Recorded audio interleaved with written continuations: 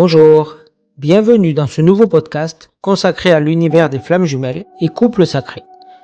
Aujourd'hui, je vais vous parler du tarot, des tirages de cartes, des médiums et des thérapeutes. Vous partager mon expérience, mes erreurs et mes compréhensions afin de vous aider à savoir utiliser ces outils au mieux pour avancer dans ce cheminement et d'éviter de partir sur de fausses pistes ou de rester bloqué sur le parcours flammes jumelles comme j'ai pu l'être. Je vais commencer par le tarot et les tirages de cartes. Il y a beaucoup de vidéos flammes jumelles qui disent qu'il ne faut pas écouter de tirage de cartes, qu'il ne faut pas faire ci ou faire cela. C'est une vision trop simpliste. Il faut rester prudent face aux discours trop dogmatiques. La nuance est indispensable pour comprendre un phénomène. Je vais d'abord présenter les points négatifs et les risques de blocage qu'ils représentent, puis les points positifs qu'ils peuvent apporter aux différentes étapes du parcours, car il y en a, et la manière de les utiliser selon mon propre vécu. Le premier point négatif est bien sûr une forme d'addiction au tirage gratuit sur YouTube ou même quelquefois au tirage payant qui peuvent survenir durant la nuit noire de l'âme. Car durant cette phase, nous sommes à la recherche des réponses que notre autre ne nous donne pas. Mais justement, le silence ou la fuite de notre autre est là pour nous pousser à nous tourner vers nous, pas à rechercher des réponses à l'extérieur. Donc utiliser les tirages de cartes durant la nuit noire de l'âme peut nous faire perdre du temps. Cependant, il n'y a rien à se reprocher de l'avoir fait ou de le faire, car cela nous montre que nous avons besoin d'être rassurés, que nous doutons excessivement. Dans ce cas-là, il faut aller chercher l'origine de cette peur et de ces doutes et les traiter. Le second point négatif de l'addiction à ces tirages est celui de nous maintenir dans une illusion. Car nombre de tirages vont indiquer un retour de notre autre, un message, une réunion. Ces tirages peuvent être justes d'ailleurs, mais pas au moment où vous les regardez. Donc le côté rassurant de ces tirages nous fait croire que nous avons assez avancé, que la réunion est proche et la conséquence est que nous arrêtons de travailler sur nous, nous stagnons. Comme les choses sont bien faites, il y aura à un moment une réaction chez votre autre qui va provoquer une prise de conscience chez vous. Par un message très négatif, une fuite accrue, enfin un comportement qui va vous faire descendre encore plus bas dans la nuit noire de l'âme, afin de vous faire prendre conscience que vous devez réagir. Mais encore une fois, il n'y a pas à se blâmer si l'on est dans cette situation ou que nous l'avons vécu. Cela est juste le signe des programmes que nous avons à travailler. L'autre point négatif est que si l'on abuse de ces tirages payants, cela nous fait perdre de l'argent inutilement. Il y a deux éléments très importants à prendre en compte quand nous commandons des tirages de cartes personnalisés. Le résultat dépend autant du professionnel qui tire les cartes, de son ouverture de conscience, de son sérieux, que de notre propre état d'être au moment du tirage. Donc il faut faire attention à qui nous nous adressons, car il y a des personnes qui travaillent pour l'ombre sans le savoir. Et l'autre point important est donc notre état d'être et les raisons qui nous poussent à commander ces tirages. Si nous sommes désespérés au moment des tirages de cartes et que cela fait écho à des incompréhensions, des fausses croyances, des schémas de contrôle, le résultat du tirage sera en corrélation avec ça. Il pourrait être très négatif, voire vous faire croire que vous n'êtes pas flamme jumelle, que votre autre ne reviendra jamais, etc. Mais en fait, c'est juste le reflet de vos propres croyances. Car si l'on demande un tirage de cartes pour savoir si notre autre va revenir, la réponse sera probablement non. Ceci afin de provoquer encore plus de doutes et finalement de montrer que la solution est dans le lâcher-prise et même l'acceptation que nous ne pourrions jamais être réunis à notre autre. Il faut souhaiter la réunion, mais sans attente, la voir comme une étape qui surviendra quand ce sera possible et, dans l'attente, vivre pour soi. Le côté négatif d'obtenir des réponses frustrantes, qui ne disent rien de la réalité du lien, mais montrent la situation présente, sera de vous faire traverser une période de tristesse et de doute, vous éloignant de la sérénité à trouver en soi. Si vous ressentez de l'appréhension et de la tension, ou de la pression durant un tirage de cartes, il faudrait arrêter de le faire, car cela montre des peurs, et le plus utile serait de les mettre en lumière, et à ce moment-là, les tirages de cartes n'apporteront rien dans cette situation. Autre point négatif qui va au-delà des flammes jumelles, si vous interrogez les cartes sur d'autres personnes que votre flamme jumelle, soit en tirant les cartes par vous-même ou via un voyant, et que par exemple, vous voulez savoir si votre sœur va réussir son examen, ce que pense votre conjoint ou ex-conjoint de votre flamme jumelle ou d'autres personnes, peu importe la question, si vous le faites sans leur accord et sans autorisation, c'est une intrusion énergétique. Ce n'est pas permis et il y aura un contre-coup énergétique. C'est comme un viol de l'intimité, c'est interdit. Donc, ne vous amusez pas à tirer les cartes pour des personnes sans leur demander avant. Pour notre flamme jumelle, c'est un peu différent, car c'est la même conscience, mais dans un autre corps. Donc, il est autorisé de poser des questions sur la situation et l'évolution du lien, par exemple, mais pas directement sur votre autre ou ce qu'il pense, pour les mêmes raisons que celles que je viens d'évoquer. Cependant, il y a des manières positives d'utiliser les tirages de cartes, pour soi, afin d'avancer dans la bonne direction. Je dis bien pour soi. Votre parcours doit être centré sur vous, comme le fait votre runner, en s'occupant de lui sans vous. Il est normal en début de parcours de commander 1 ou 2 tirages de cartes à un professionnel pour comprendre ce qu'il se passe. J'ai moi-même payé plusieurs tirages de cartes et cela m'a apporté des réponses. Par exemple, j'avais contacté un voyant qui utilise le tarot.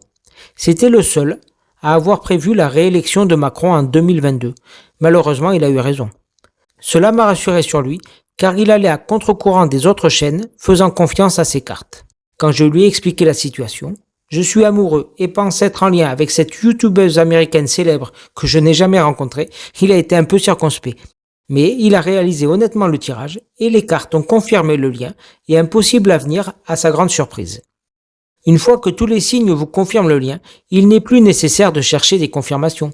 Il faut accepter le lien et ses difficultés et l'utiliser pour comprendre ses propres dysfonctionnements.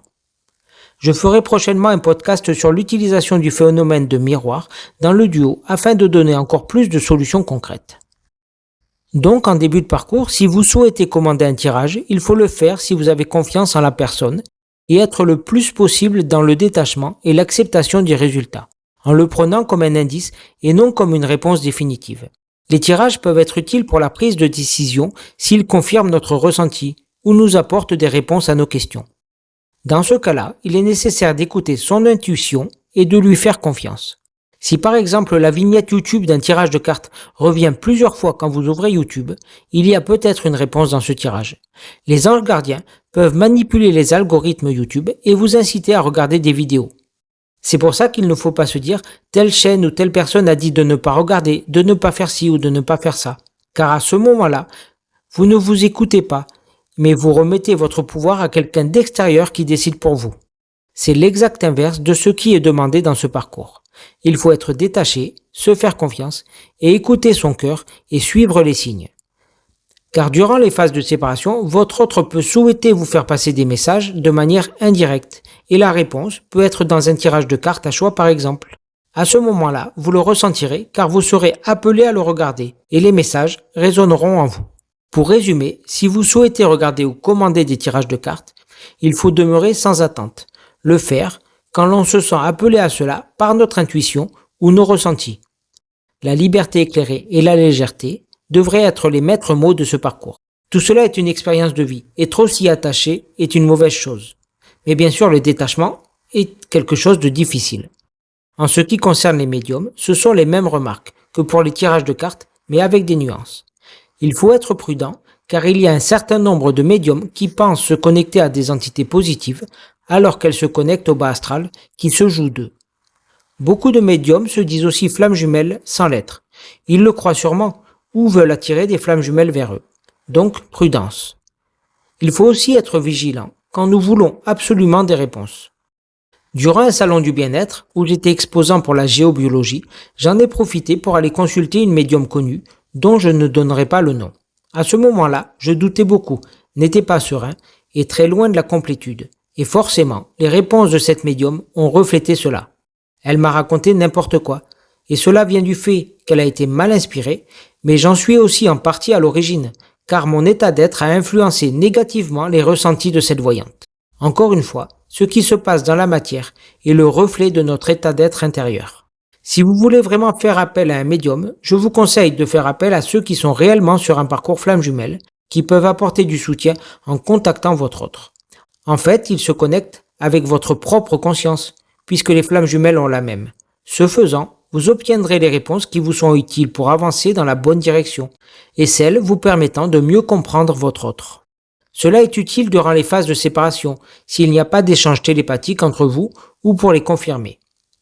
Cela est possible si vous êtes flamme jumelle, mais sinon, en dehors des flammes jumelles et couples sacrés, il ne faut pas contacter la conscience d'une personne sans son accord.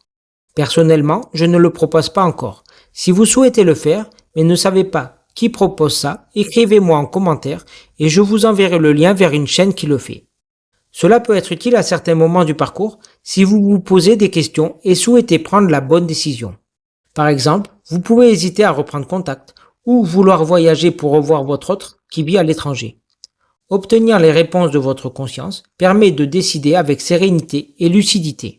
Il faut considérer ça comme un signe qui confirme notre propre ressenti. Nous avons déjà les réponses en nous. Le souci, c'est l'ego qui doute et qui a besoin d'être rassuré.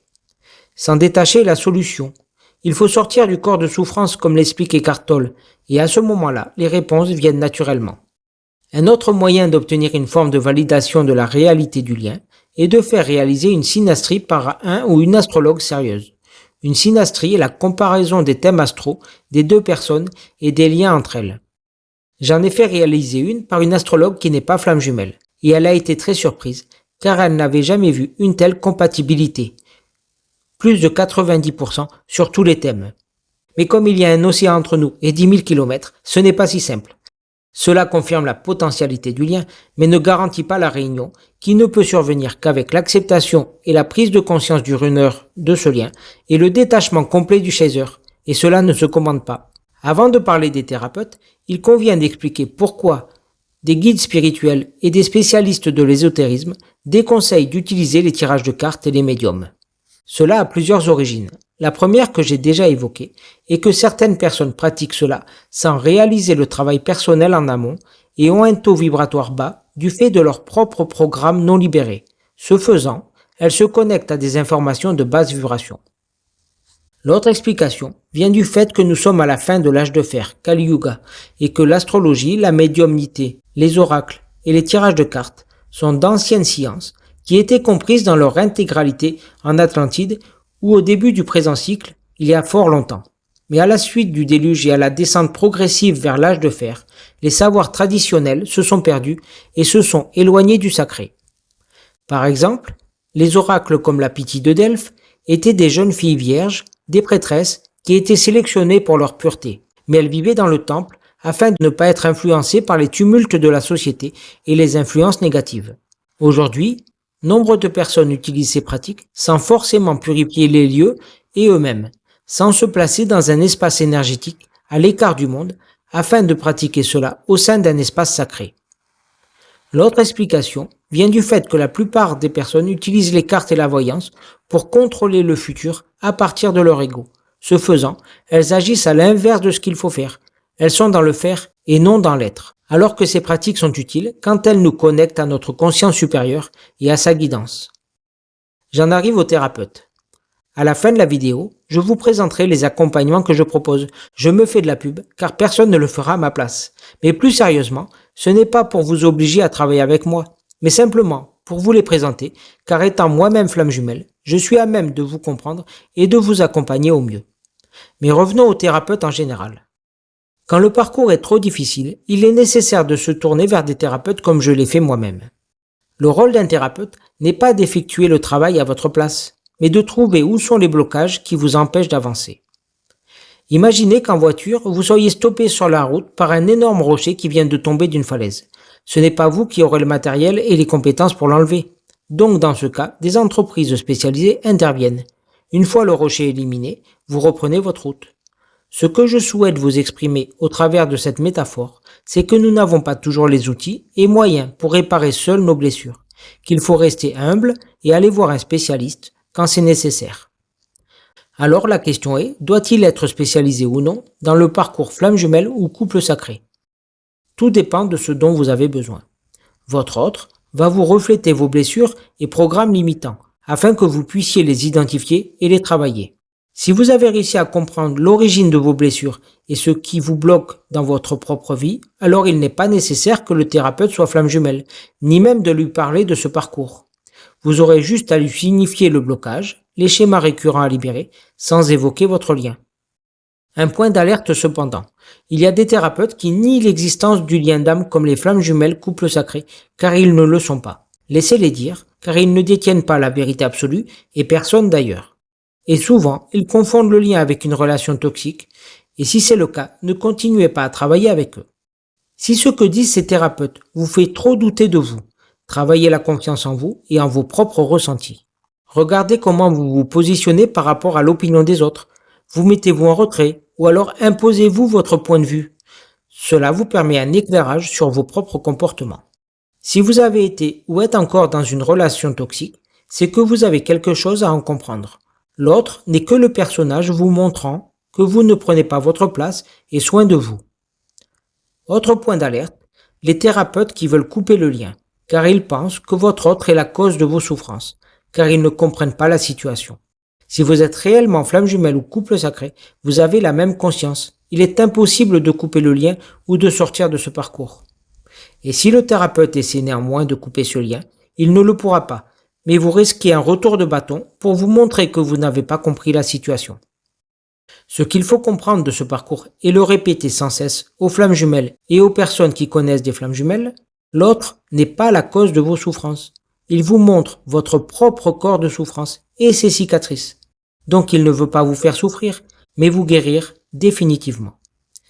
Si en revanche vous êtes perdu et que malgré le travail sur les blessures, la situation est bloquée, et quand j'évoque que la situation est bloquée, je ne parle pas du retour de votre autre, mais de la façon dont vous vivez le lien et les obstacles récurrents. Alors, à ce moment-là, il sera nécessaire de se tourner vers un thérapeute qui est lui-même flamme jumelle pour comprendre la situation. Car le travail à faire est toujours sur vous, par rapport à vous. Avoir vécu le parcours flamme jumelle et atteint le stade de la complétude, tout en étant thérapeute, permet d'avoir une vue d'ensemble des différentes étapes et pièges du parcours. C'est pour cela que c'est une bonne chose de se tromper sur le chemin, de suivre des impasses, des échecs. L'on ne peut comprendre et expliquer uniquement que ce que l'on connaît. Pour choisir un thérapeute, il faut que vous ayez confiance en lui, que vous ressentiez intuitivement que c'est le bon. Mais en cours de route, vous pouvez aussi en changer. Tel thérapeute vous sera utile pour une étape donnée et un autre pour la suivante.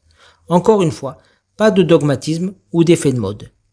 Chacun a sa spécialité et son approche unique. Vous devez vous faire confiance et le mieux est d'échanger avec le thérapeute pour voir s'il correspond à ce que vous recherchez.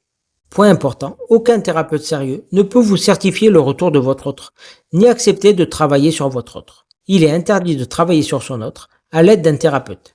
Il convient de travailler sur vous. L'unique cas où vous pourriez travailler sur votre autre est si vous êtes vous-même thérapeute et qu'il vous le demande concrètement ou par télépathie. Encore une fois, l'autre éclaire vos parts d'ombre afin que vous les transmutiez. C'est le rôle du premier cheminant, chaser, de travailler dans la matière, le runner dans la guidance. Ce faisant, vous le faites pour les deux, car un couple flamme jumelle ou couple sacré a souvent les mêmes blessures en reflet. Pour revenir aux accompagnements que je propose, durant les séances étant magnétiseur, je peux réaliser des rééquilibrages énergétiques, libérer les blocages et enlever des implants énergétiques et travailler sur les mémoires qui sont engrammées. Je suis également kinésiologue et j'utilise ces techniques pour les libérations émotionnelles. Et je suis également formé aux soins esséniens. Et j'adapte les techniques à utiliser en fonction de vos propres besoins. Concernant les forfaits, il y a plusieurs propositions. Il y a un forfait pour un accompagnement sur un trimestre pour vous guider vers la complétude. Le prix est de 240 €. Durant ce trimestre, j'échange avec vous pour comprendre votre parcours, vos propres blocages, et je réalise des séances de libération énergétique et émotionnelle qui vous sont adaptées, 3 au minimum, pour libérer ce qui vous empêche d'atteindre la complétude. Durant ce trimestre, en plus des entretiens téléphoniques et des séances, vous pouvez échanger avec moi par mail et SMS pour me poser des questions. L'autre forfait est un forfait d'accompagnement solo qui propose un échange téléphonique d'1 heure par mois, plus des échanges par mail et SMS afin de trouver et comprendre les points de blocage avec vous. Ce forfait ne comprend pas de séance de libération émotionnelle ou énergétique. Son objectif est d'éclairer la situation et son prix est de 120 €. Je propose aussi des séances de libération émotionnelle et énergétique ponctuelles. La séance à 80 € est précédée d'un entretien téléphonique de 20 minutes afin de déterminer ensemble l'objectif de la séance.